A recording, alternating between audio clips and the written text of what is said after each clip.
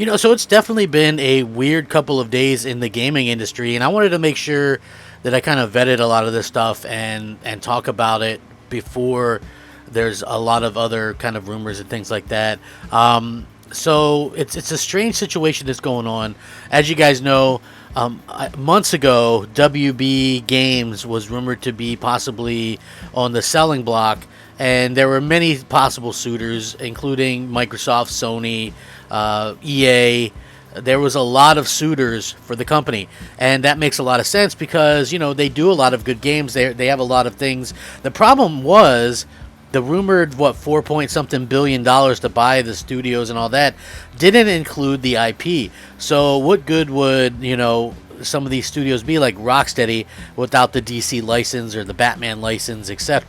So now we see a situation where there's been a big development in this. So there's a major shakeup happening right now when it comes to some of the video games' most beloved franchises, because there's a merger between Warner Media and Discovery, and it's affected Warner Bros. Interactive Entertainment, WB Games, and the studios under it. We're going to get to the bottom of this. We're going to talk about it. I can't wait to jump in. Let's go. What's up, everybody? Crapgamer here with Crapgamer Reviews, back with another video. Thank you so much for checking it out. I really appreciate it. Please like, share, subscribe. I would appreciate that as well. It helps out the channel, and it means a lot to me personally. Again, we're trying to rebuild something here. We're dropping the clickbait. We're doing as much as I can to sort of change things up, and hopefully you guys are seeing that. So please like, share, subscribe. It definitely helps out tremendously. So with that being said, this is a very, very interesting story. And the reason why it's an interesting story is because we don't really know what's going on, right? Like, this is something that we don't know. So Warner Brothers' parent company, AT&T, has agreed to merge its Warner division with rival entertainment company Discovery Inc. And based on the reports that surfaced, some of the gaming studios under the division are being shuffled around when it comes to ownership. While no official roll call has been made on which studios are still owned by WB Games and which ones are now owned by Discovery, the sale does include Warner's DC Comics. WB Games, according to this, is getting broken up somehow due to AT&T's Warner Media Discovery sale merger. Some of the gaming arm will stay with AT&T, and some will go with the new company, reps tell Axios. No further info. WB Games lists 11 studios, games for all kinds of IP and devices. Somebody else putting the pieces together says, correcting part of this tweet, the sale includes some of Warner Bros. Interactive Warner Bros. Games, but not all. The sale does include DC Comics. Discovery, through the new venture, now effectively co-owns DC Comics with WB. Rooster Teeth is also part of the sale as well. As you can see, according to these tweets, which I'm going to link this article so you guys can check it out, some of the studios that are still owned by AT&T, while others are actually now absorbed by Discovery. There are 11 studios total under WB Games, which include the likes of Rocksteady, NetherRealm, who also do the Mortal Kombat games very well, Avalanche Software, Traveler's Tales Games, and many, many more. So how is this going to affect the development of games like Suicide Squad and Gotham Knights? Well, it's probably not going to affect those at all, since those are pretty much done and already are probably going to release sometime next year. What it does mean is if something happens with this situation, it might be a bad, like, something could happen to where some of these are delayed, or there's always something that could actually sort of crop up and actually go out there and happen. So it is very interesting to see this happen, and for it to be broken up like this is a very shocking thing. And now, like, there's obviously, you see a lot of the rumors and stuff like that being talked about, including heavily rumored that Sony might be interested in some of the studios, or that even Microsoft might be heavily influenced in trying to pick up some of the studios. I mean, it does bolster, obviously would bolster like Game Pass and things like that. Now, the interesting part to this is just which studios, and are the IP up, or is there some kind of deal where they could make a deal with the IP to make it so that they have access to IP as well as the studios? Because I think that's the big crux, because for 11 studios, even if you were trying to buy all 11 studios, without having a situation where you can get the IP as well. I don't think that's worth billions of dollars, just in my personal opinion.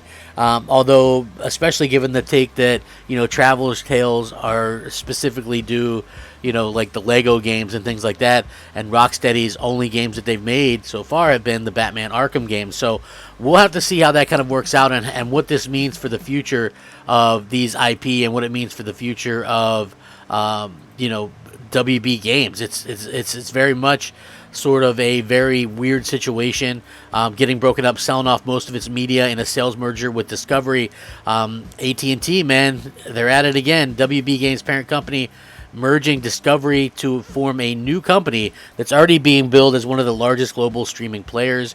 AT&T actually receives $43 billion for the sale, and its shareholders will receive stock that make up to 71% of the new company, and the sale is expected to be finalized next year. WB Games is obviously made up of 11 studios, as followed: Rocksteady, NetherRealm, Monolith, TT Games, Avalanche Software, WB Games Montreal, WB Games Boston, WB Games Los Angeles, WB Games San Francisco, WB Games San Diego, and WB Games New York. I can tell you what, right now, some of these places, unless somebody buys out all of this, will probably close down, which would be a real shame. WB Games wasn't super explicit when they mentioned in the announcement, but the spokesperson did kind of mention that the publisher is going to be broken up in some way, and I feel like that's a bit of a shame. I do hope that here's the thing. I know probably a lot of people are going to sit there and go, well, I hope Microsoft gets it. I hope Sony gets it. You want me to be honest? I hope neither get it. It's a weird situation, and I honestly do not want to see those games, if they do include some kind of the IP included. I don't want to see those games go to the exclusive route. I think we've kind of seen this a little bit enough, in my opinion, and I just think that we need these games to kind of stay multi-plat, and that's just kind of how I feel about it. I honestly do feel like this is something that probably would behoove all gamers, just to have the ability to kind of get these. I like the idea of new IP and these companies making exclusives. I'm not so big on the idea of these companies kind of going about things and just buying them. I'd rather them sort of make them themselves for the most part. So to see this happen, you just sort of wonder kind of what's going on and what the future can possibly hold. So I do hope that things kind of change, and I hope that that it doesn't make things terribly exclusive for everybody, because what, I do feel like that's probably not the best thing for gamers. And again, we want gamers to be able to enjoy video games, and I think that's the main thing, and that's the main reason why, as fans, we should kind of hope that these companies stay, kind of stay where they're at, or kind of figure out something, because to be honest with you, I don't see a ton of ways out of this, other than Microsoft or Sony buying them. I can't imagine EA doing good things with them, or Activision, to be quite frank. So yeah, we are in a tough situation, ladies and gentlemen. I will, of course, link this so you guys can check it out. Let me know what you guys think. Who do you guys want to see pick it up, if anybody? And what do you think this means to you personally? I would love your guys' thoughts and opinions on this. I personally, like I said, I hope that these games stay multi-plat. I think that that's the way to go. But I also think that, at the end of the day, that probably won't happen, for the simple fact that, we're in a type of situation where, a lot of these games and things like that are going to be highly sought after. We're in this that's the kind of market we're in right now, folks. When it comes to video games and streaming services and all this kind of stuff, it just, people are hungry for more, and I totally understand that, and I totally think that that's why this is such a hot commodity, and why this is something that both Microsoft and Sony will probably pursue, and I hope that something else presents itself to where it's neither of those companies, and it can be something that where these things can stay exclusive, because I don't feel like buying these companies and making them exclusive does the industry very much good, especially given with we ended up with the situation with Bethesda, and that's not really calling out Microsoft. Like, I get what's going on there, and what's needed. I'm just saying, you don't want a situation like that to keep happening, where games that were traditionally multiplat, go exclusive. So, with that being said, rack 'em up. Have a great day. Crap Gamer out.